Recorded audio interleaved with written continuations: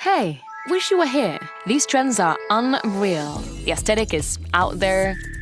The homes are eclectic. And the parties, well, they get a little hairy. You're gonna love what you see, and you're gonna see it before anyone else. So that Lana Del Rey song was my daughter's favourite song. She'd be so proud that I've sort of followed Lana. I love that song. So hello, everyone.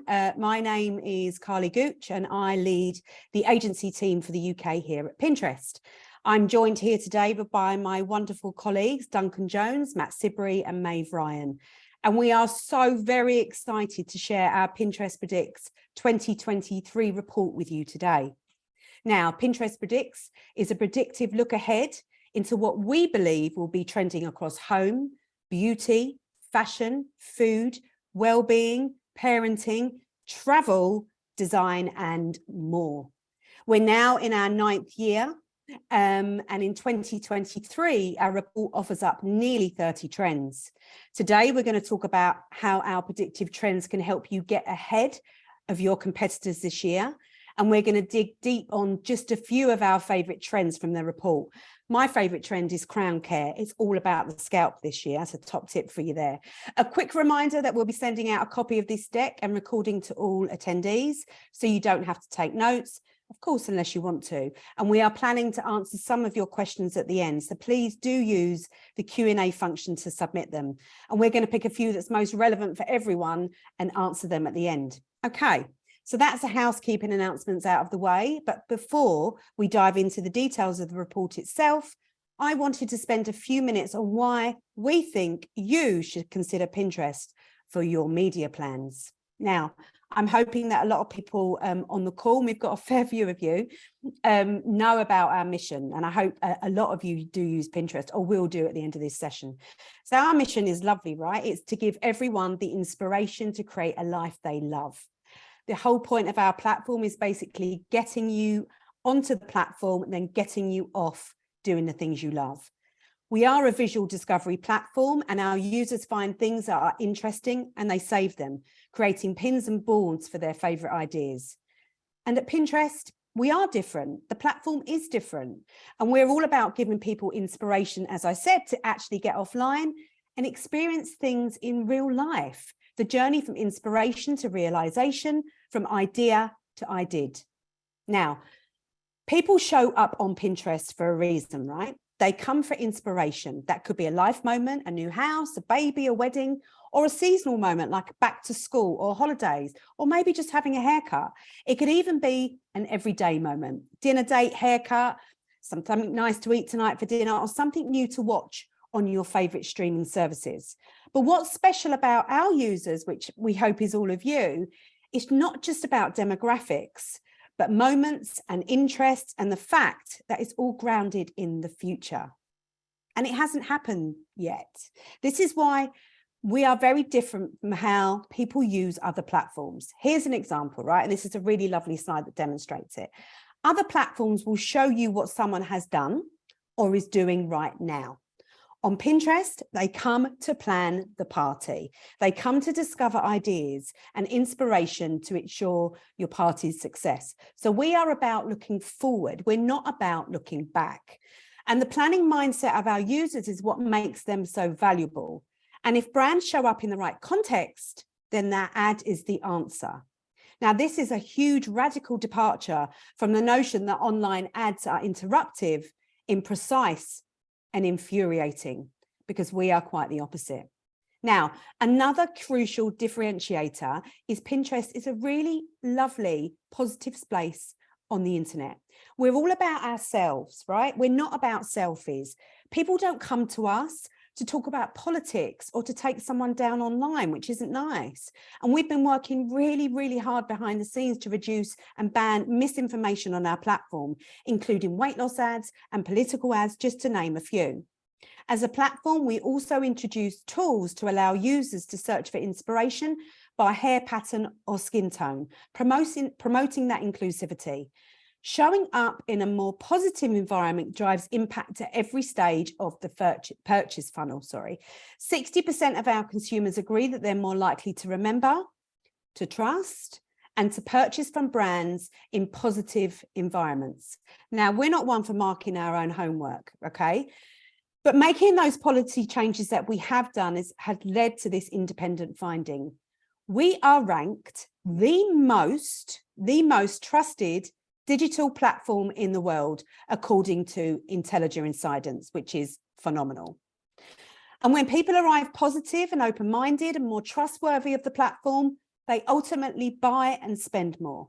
In fact, shoppers on Pinterest have 30% bigger baskets at checkouts compared to other people on other platforms.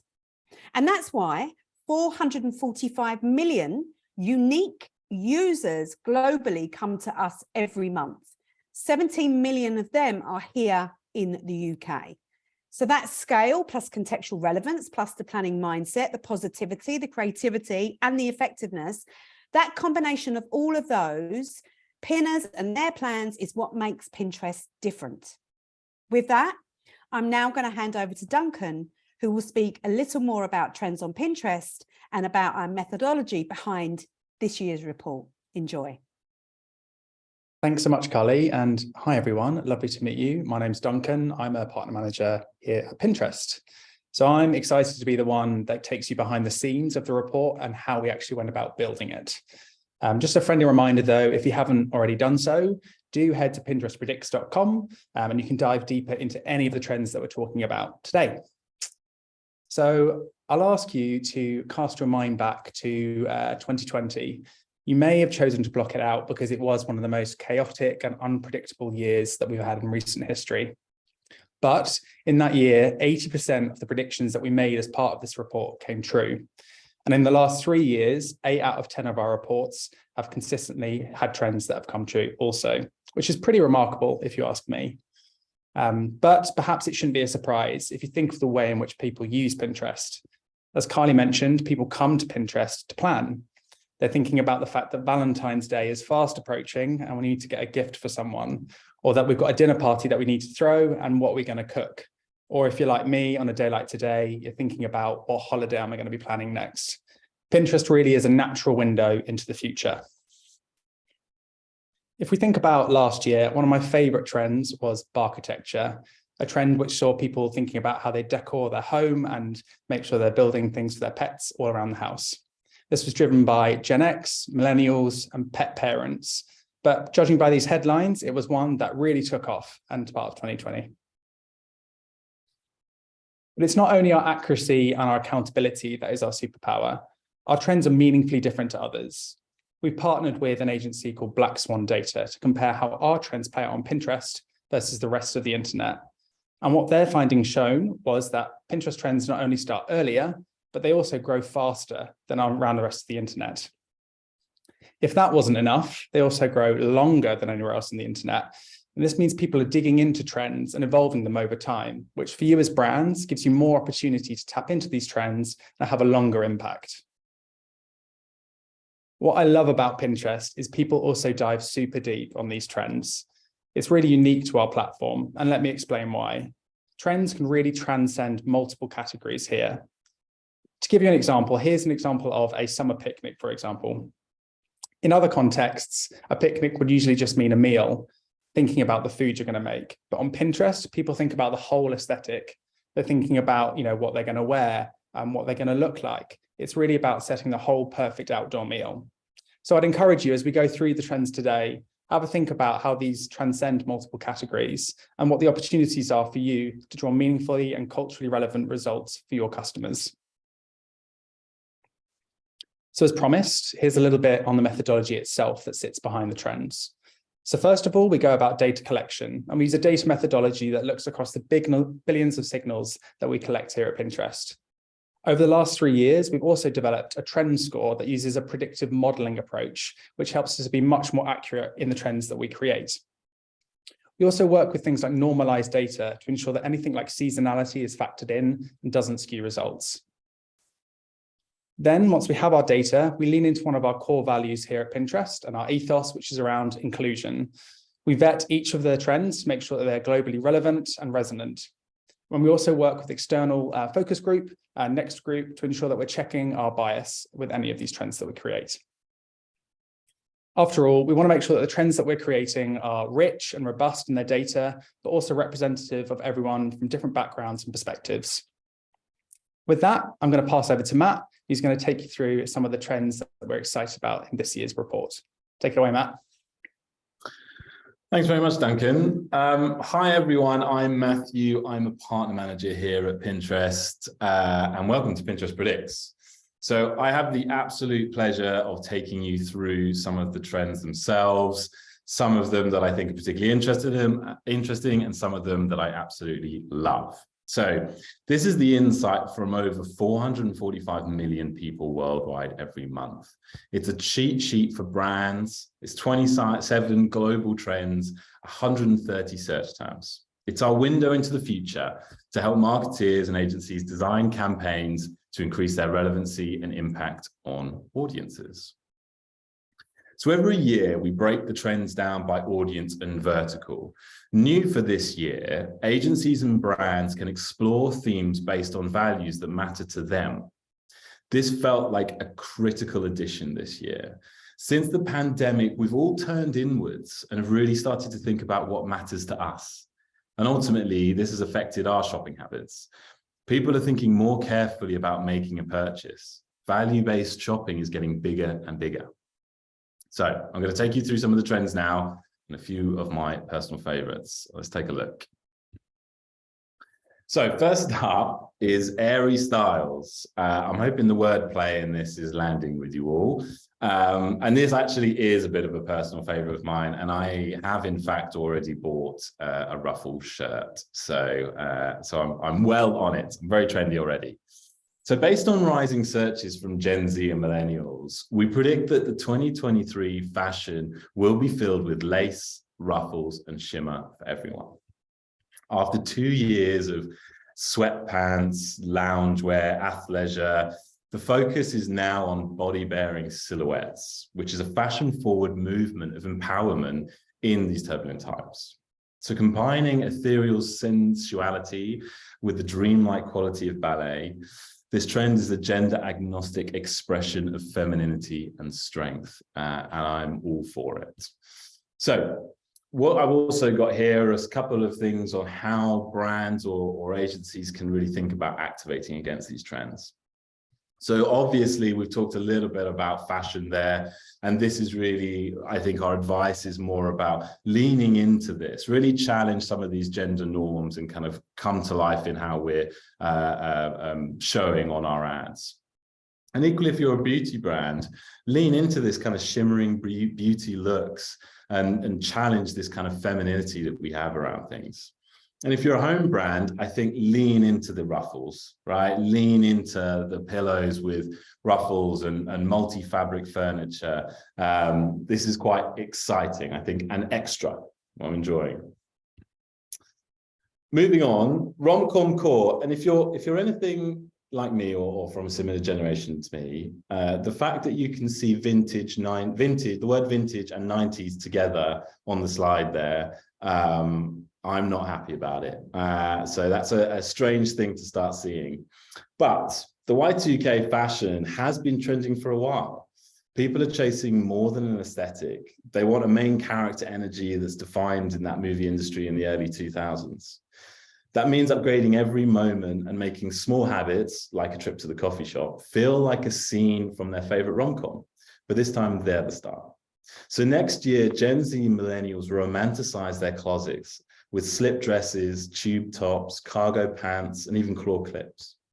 Get ready for a new kind of meet cute, inspired by your favorite romantic comedies of the 2000s. For millennials, this might be a nostalgic trend, but for Gen Z, this is not nostalgic. Who says that just because you didn't live through it, you can't live in it?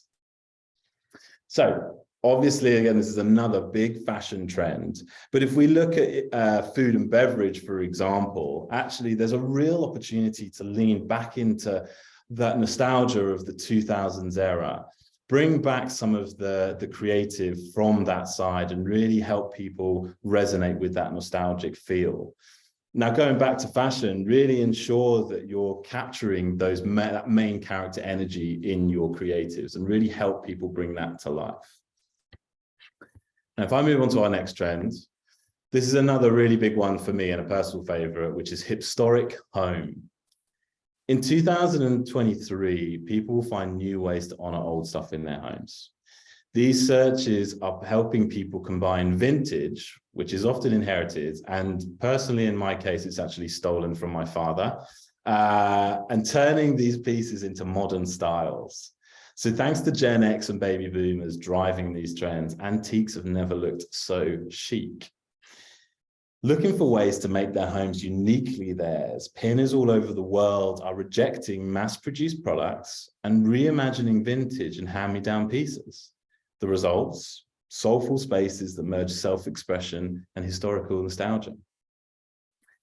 If you're a home brand, this is almost obvious. It's really about helping people achieve these looks, thinking about more people bringing that nostalgia into their home and creating these nostalgic looks or vintage looks. And equally, if you're in DIY or hobbies, really turn up on Pinterest and in your ads to help people achieve their upcycling and reimagining vintage goals. That's really important. Now, a little bit unexpected, but actually, if you're in financial services, why not think about helping people protect these newfound investment pieces? After all, these are personal heirlooms now. Now, moving on to my next trend, the YOLO years, which for my parents, I feel like this isn't much of a trend. They've lived their whole life, frankly, YOLOing. But we all love to party, but not as much as our parents and grandparents are going to love them this year. We boldly predict that in 2023, Gen X and baby boomers will plan epic batches for major milestones, from 100th birthday parties to 50th anniversaries. We're really seeing this pent-up demand for big anniversary activations and birthdays from lockdown and all of those other things. Actually, now is the time that these older generations are going big with parties. So, if you're thinking about how your brands can show up for this, well, outside of really helping people bring these celebrations to life, if you're in food and beverage, really think about highlighting both those classic and modern drinks and dishes. Really bring that to life with that element of nostalgia as well as modern celebrating. And if you're a beauty brand, don't discount this older generation. They're highly affluent and they're looking for these party-ready looks. This is an awesome, awesome opportunity to go big with these older generations. Now, if I move on to my next trend, pool parties. So, yeah, you heard me correctly. Pool parties is a fun play on pool parties. I have a dog, and although I would personally not throw her a party, she's a bit wild, and I don't think she'd appreciate it. But the amount of dog birthday parties I've been invited to in the last year is wild. Now, this year, we're seeing it happen in a bit of a different way. And actually, more people are thinking about pool parties for dogs. So Gen X and baby boomers are really turning their attention to their fur babies and substituting kid-orientated gatherings with pet parties. Nowadays, anything and everything is a good reason to celebrate the pet of the house. We're talking party invitations, party favors, decorations. Gen X and baby boomers don't plan to hold back at their next pet pool party. So, some thought starters for your pool party for dogs.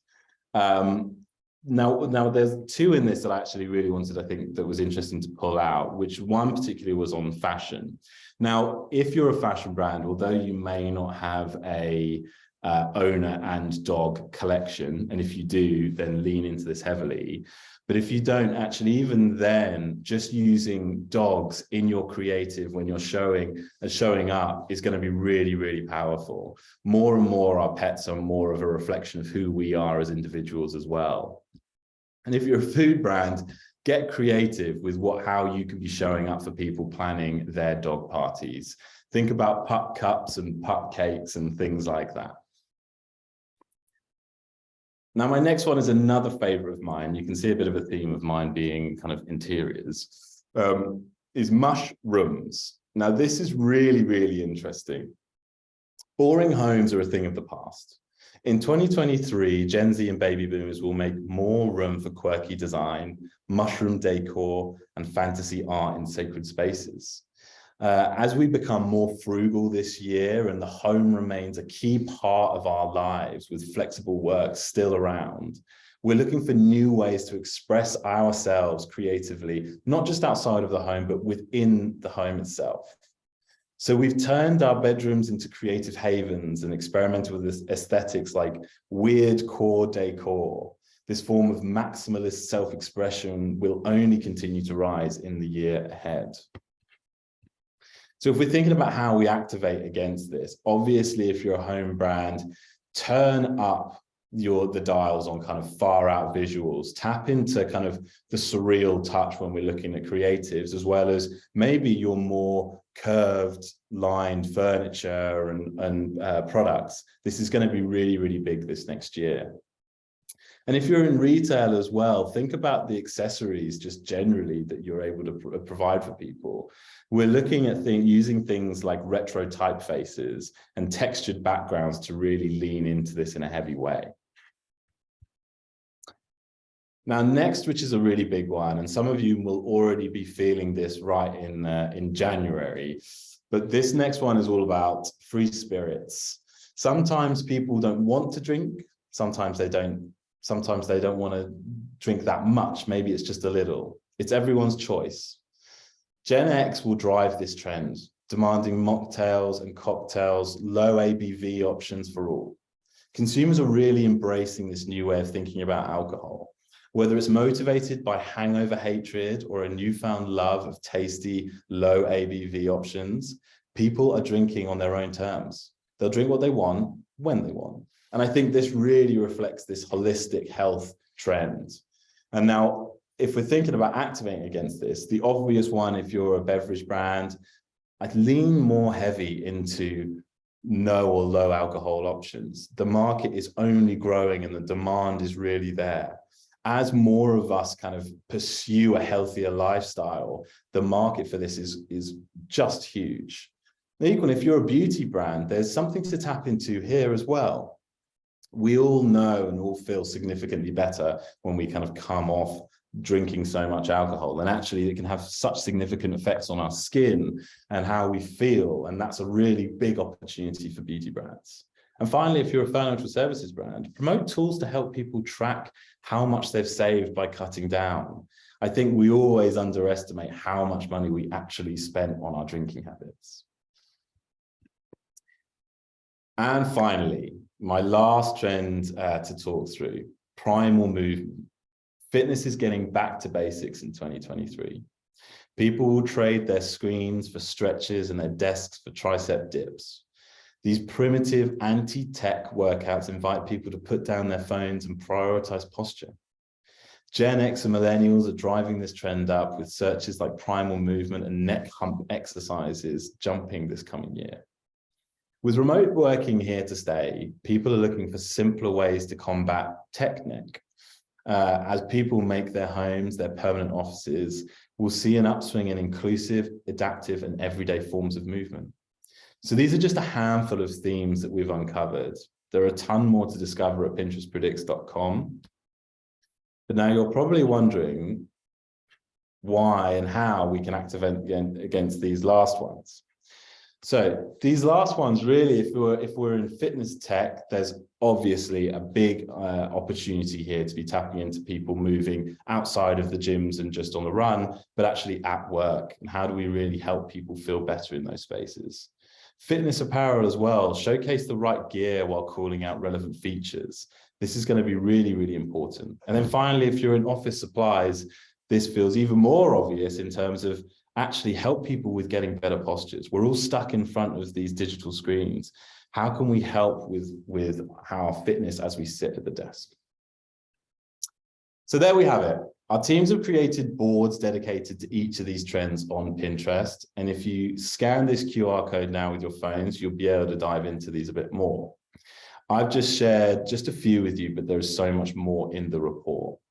So as the next speaker gets ready to tell you how to take advantage of this year's trends, get your phones out, scan the QR code and explore further and see what trends resonate with you the most.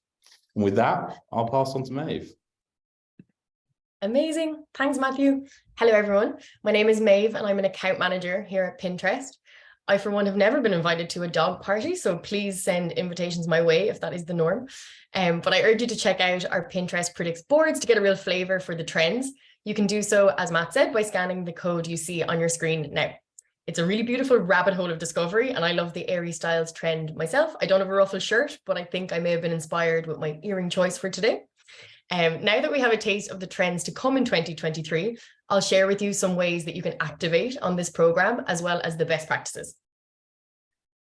So first, I'm going to share with you a quick overview of how you can own a Pinterest Predicts 2023 trend. So there's essentially two ways to own a Predicts trend. You can either activate and own a trend with Predicts Trend Badge and a pin pack. This is in partnership with the online studio and includes subsidized production so that your creative will be customized and meet all of our best practices. The second option is a plus up, where you can activate and own a trend with the creator.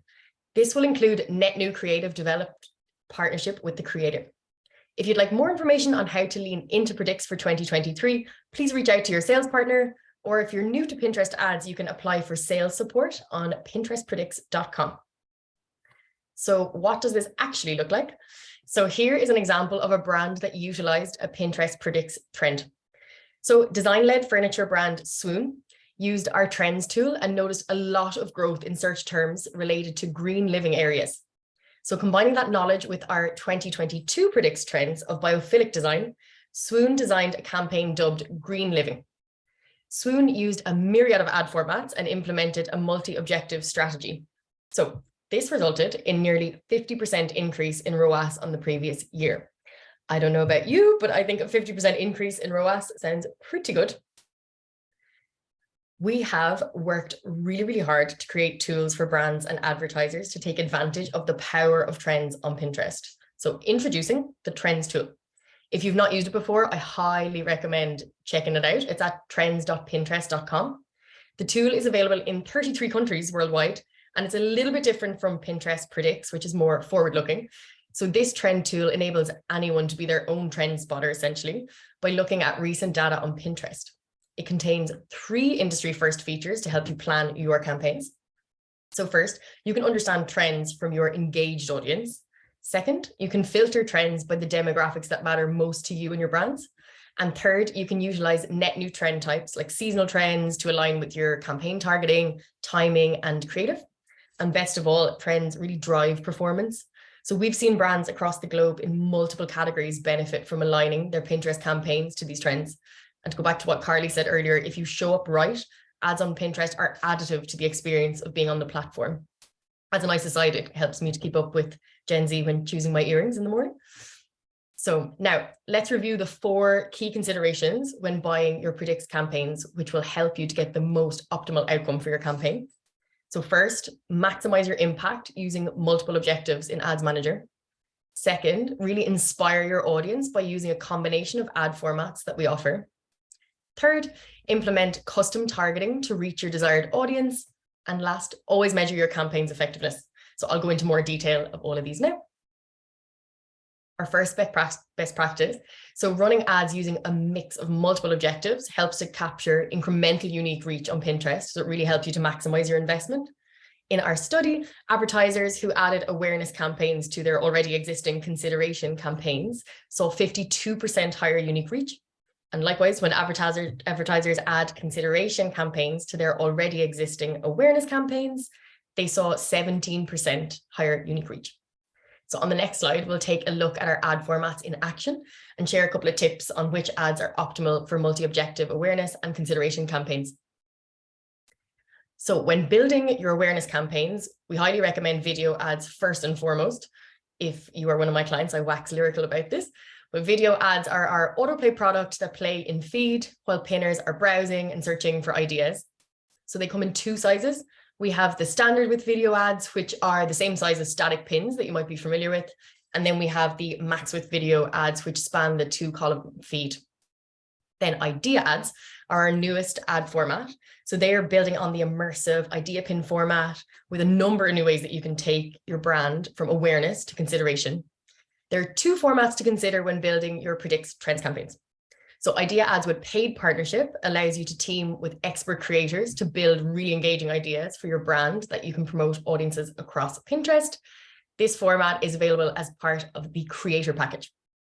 Then standard Idea Ads are a new format that offer an expansive canvas to bring your brand to life through inspiring video and image content. So when moving to setting up your consideration campaign, there are two different format types we recommend you to use. Collection ads are really great for multiple products and services. It has a hero creative, followed by secondary creatives that show really relevant products featured in the hero creative. And then the hero creative can be either a static or a video. And then standard ads, best for single product or services. One of the top asks we get from pinners is to seamlessly connect them to actionable websites. So standard ads provide a really fluid experience for pinners to connect directly with the content that they're interested in, making it super simple for them to discover and do. And finally, let's talk about measurement. So to understand the impact of your campaigns, we recommend that you consider a brand lift study. These are available to qualifying advertisers who meet the minimum spend requirements. The study will ask Pinterest users who have seen your ad and users who have not a series of questions. The survey is delivered via native in-app polling, and the incremental effect of the ads on brand metrics is determined from the delta between the treatment and control groups. So, to wrap our session, here is a snapshot of our best practice guidance for you to reference as you start planning your Predict campaigns on Pinterest. We'll make sure to send this over to you as a part of the post-event email, so expect a copy of this in your inbox soon. But before we go, very excited to let you know that our online learning platform, Pinterest Academy, is relaunching soon. The one thing that brands and agencies have told us time and time again is how people are starved for time to learn and gain experience on how to advertise on Pinterest. So with this, the new Pinterest Academy, you can go and learn everything that you need to run successful campaigns on Pinterest in one place, but most importantly, in your own time.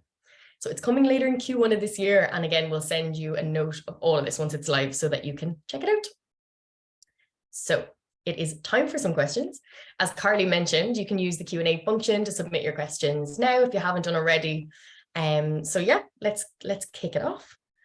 Let me dive in. Okay, so how do you determine whether or not a trend came true? I can potentially jump in on this one, being a methodology question. So when we build the data for each trend, we collate keywords that we track over time and group those into themes which act as our overarching trends. So you would have seen, as Matt went through each of the trends, there are searches associated with each of those. We select them based on volume, so size of the number of searches, and also the growth of those as well. And these are what we track over time to understand, are they growing and is this trend developing over time? And from that, we can make the assessment whether the trend came true. Amazing, thank you. Just a quick question, someone coming up time and time again there is, will the deck and recording be shared out afterwards? And yes, it will. They'll all be sent, so no problem if you weren't taking notes. Okay, perfect. Let's see. So how do you come up with the trend names? A lot of creative energy and fun. I can take that one. Yeah, so we have a whole team dedicated to coming up with the brilliant names. I think a lot of fun was had as well. And then we have sort of people within their local language defining the brand names as well. And I would love to be in the room when they come up with some of them. But yeah, it's a lot of hours spent deciding on the names. Amazing. So there's one question here. With the rise in millennial and Gen Z audiences using TikTok for discovery and future planning, how will Pinterest continue to encourage users to utilize Pinterest as their first point of call for research? I can actually take that one. So what's actually really interesting about that is I see what a lot of my clients is, okay, so one, which is baddie aesthetic, which I honestly still don't know what that means, but a lot of people are coming to TikTok and they're putting up their videos and their style and whatnot for that. But what we actually see then is then all of a sudden, and you can see yourself in the trends tool, things start trending in Pinterest, because what they're actually doing, the younger generations are coming to Pinterest for the inspiration of how to actually action this. So they're coming looking for the baddie aesthetic, the clothes, the nails, the hair, you name it. Then they're actually creating that for themselves. And then they're actually going and then creating a dance or whatnot on TikTok and producing that content there. So they're actually naturally already doing that. Again, because Carly mentioned, like, it's the discovery platform and ways to elevate yourself. So we actually notice that cross-pollination already, essentially. So that is that one. Any other questions? Let me see. The report and trends are so visual. How are they optimized for accessibility?